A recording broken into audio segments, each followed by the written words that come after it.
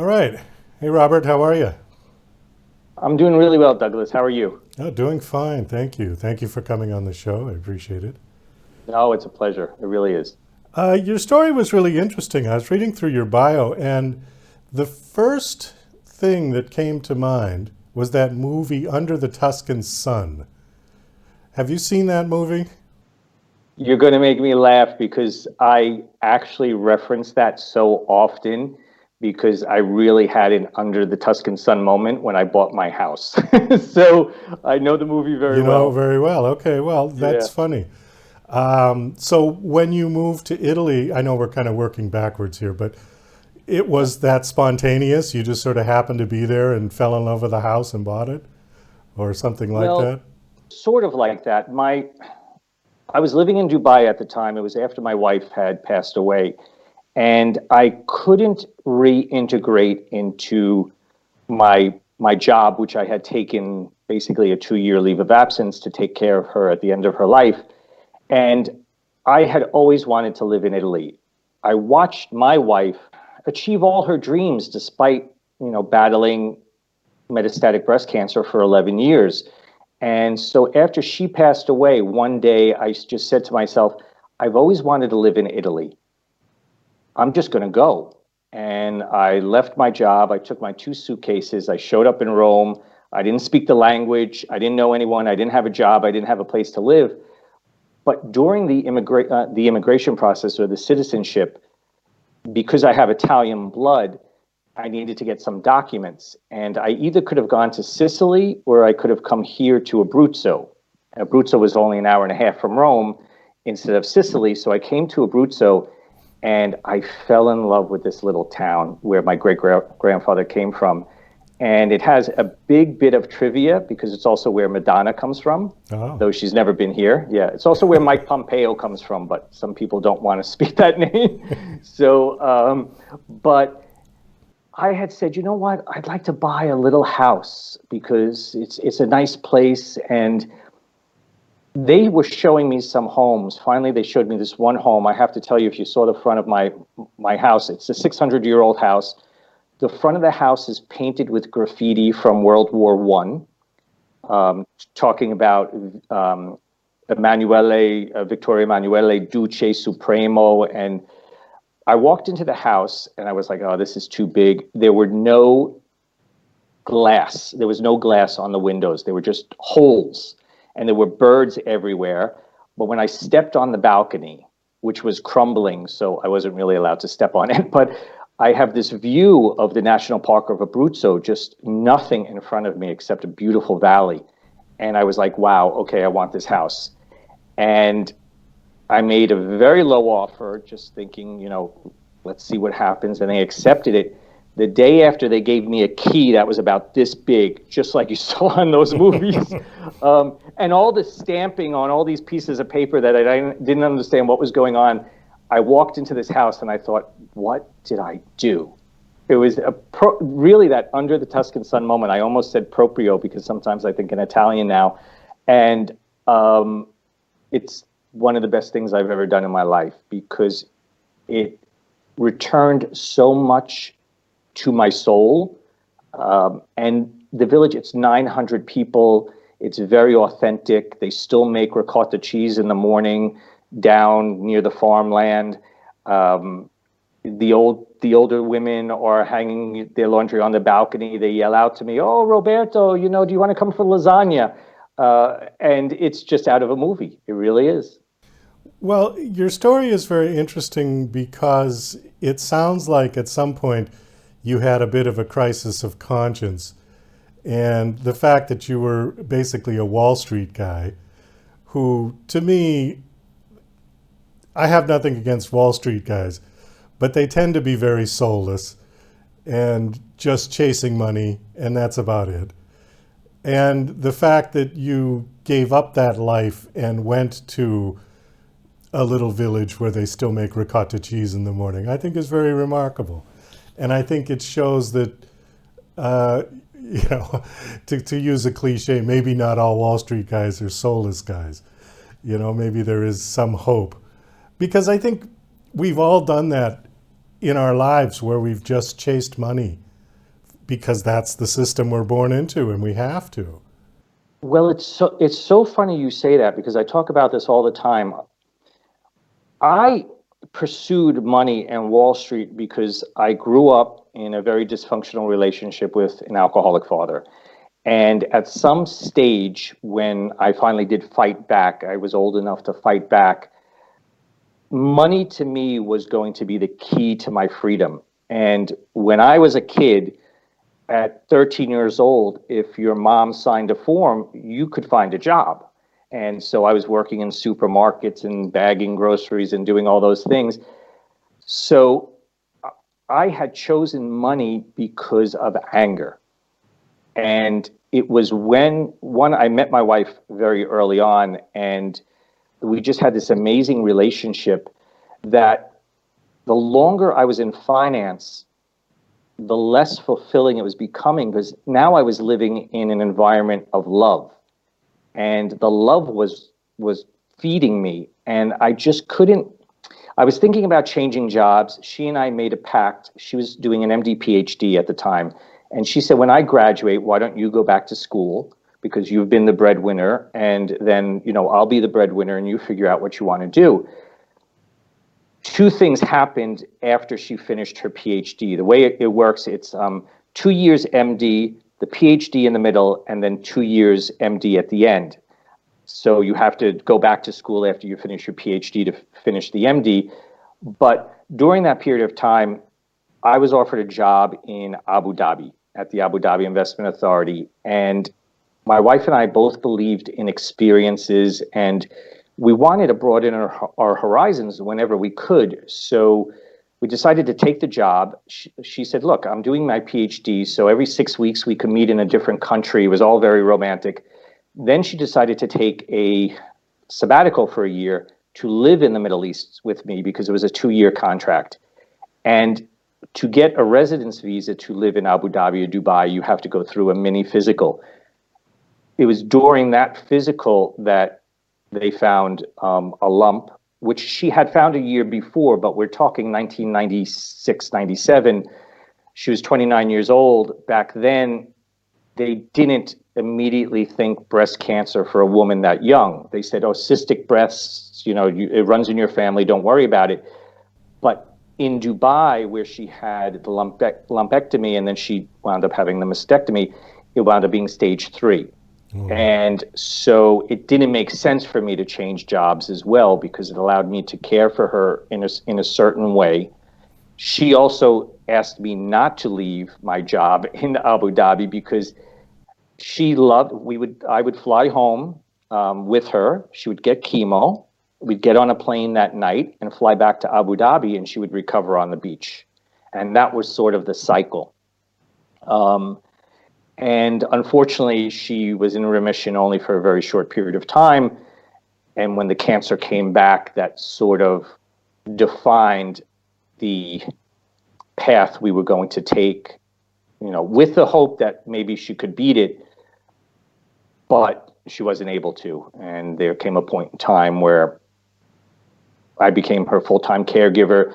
She thrived. She became the director of palliative care at New York Hospital, while having stage 4 breast cancer. And after she passed away, it was when I had that big revelation, because one of the things I learned, and when I work, because now I've redesigned my life as a life coach, and I learned that I wasn't able to move on from grief or loss until I grieved the death of Robert, the husband, Robert, the caregiver.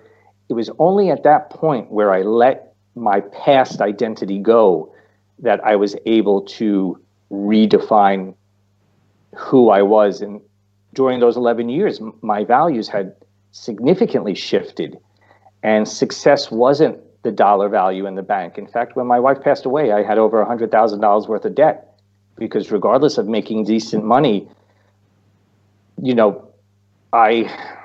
it wasn't only the medical system, and I can't fault the medical system. The third or fourth time she was using the same chemotherapy, of course, it was questioned, why are we still paying for this? We know it doesn't work. But there was also the fact that she had asked me to hold all the information. So she never knew really her diagnosis. And she never knew where it spread except for her liver, because we had to remove part of her liver. But when she passed away, she had cancer in her lungs, her bones, her peritoneum, Wow. her small intestines, and of course her liver. She only ever thought it was in her liver. And so as I was getting the news from the doctors, it was progressing, I was doing more things to give her the best life I could. So she said to me, I'm a little depressed. I'd be like, you want to go to Puerto Rico tomorrow? Bang, credit card. So, and then when she passed away, regardless of all the money I had, it couldn't save her. It redefined success for me. And I wanted to challenge myself because I saw her example of battling against the odds to build an amazing life. And I said, one day I just woke up and I said to myself, what if I can pull it off? Why not try? Go to Italy. The worst thing that happens is it doesn't work. I don't know, maybe I have to go live with a friend on his couch, but I had to move. I went back to Dubai because my comfort zone was money, right? Once there was insecurity, and having grown up that way, that freedom and safety was money, I went back to Dubai and I was doing really well at my job, but there was nothing giving me any deep satisfaction. And so that's sort of the whole story of the change from Wall Street to, funny enough, I wound up teaching English because I couldn't find a job at the beginning when I was studying to be a life coach. I wound up teaching English at Wall Street English. And I laughed because I just said, well, I can't escape Wall Street. It's everywhere.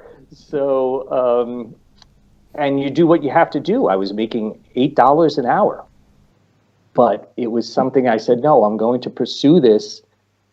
And if I fail, I'd rather try, that old saying, I'd rather try and fail than fail to try. Because at the end of the day, we all arrive at the same destiny. And I want to make sure that I really enjoyed the ride. And that's what I learned from my wife. You brought up a good point about